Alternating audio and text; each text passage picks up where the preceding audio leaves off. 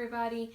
So I want to start off by letting you know that I did send an email to all of the parents this morning. Please check your email. Hopefully that answers questions you may have, or it might raise some questions that you have now. Just go ahead and send me an email or a remind message back, and I'll do my best to answer it as quickly as possible. Also from Friday, we had the riddle about the animals, and I got a response from about 8 or 9 of you, and everybody was right. And if you watched that video, it asked what animal lives in the ocean, is a predator or carnivore, that its babies, it swim away from it so it doesn't eat it, and that was a shark, most specifically the great white shark. It is the only predator that it has in the ocean is bigger great white sharks. They like to they don't care what they eat as long as they're eating meat. So we will start studying the ocean more next week. If you print off the new packet offline or go pick it up at school, there are some ocean papers in there. So that's kind of where that question came from. Today is Monday, so we're going to start with a story. It's called The Long Journey Home.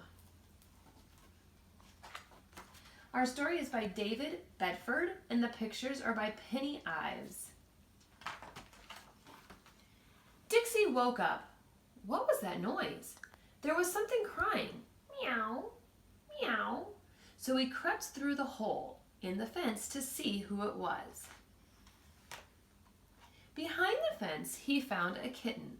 I've lost my mommy, it wailed. Dixie looked around and about. Does she have a stripy tail? Yes, said the kitten. And pointy ears? Follow me, said Dixie. I'll take you to her. So they're going, you can kind of see this up here. Thank you, Dixie, said the kitten's mom. But Dixie didn't hear her because he'd already gone to see who was hopping up and down among the long grasses. Boing, boing, boing, it went. Why are you bouncing? Asked Dixie. I can't fly yet, said the baby owl, and I'm looking for my mommy. Boing, boing, boing. Does she live in the trees? Asked Dixie. Yes, she does, said the baby owl. Then follow me, Dixie said. Boing, boing, boing. Thank you, Dixie, called the owl's mom. But Dixie didn't hear. He'd already gone farther into the woods to see who was making that terrible noise. Yow! Ow, ow, ow, ow. Yow! Cried the fox cub. I can't find my way home. Where do you live? Asked Dixie. In the side of a hill, said the fox cub. Follow me, said Dixie. I can see your mommy looking for you. Thank you, Dixie, said the fox cub's mom. But shouldn't you be home by now? It'll soon be dark. Dixie turned to go, but which way was home? Everything looked different in the dark. Dixie was lost. Don't worry, said the foxes. We'll show you where to go. They led Dixie to the edge of the wood. We don't know the way from here, said the cub's mom. Dixie didn't know the way either. What was he going to do next?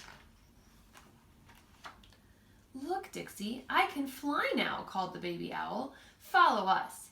Dixie followed the little owl and his family through the moonlight until he came to the long grass. We don't know where to go from here, said the baby owl. But we do, squeaked a small voice.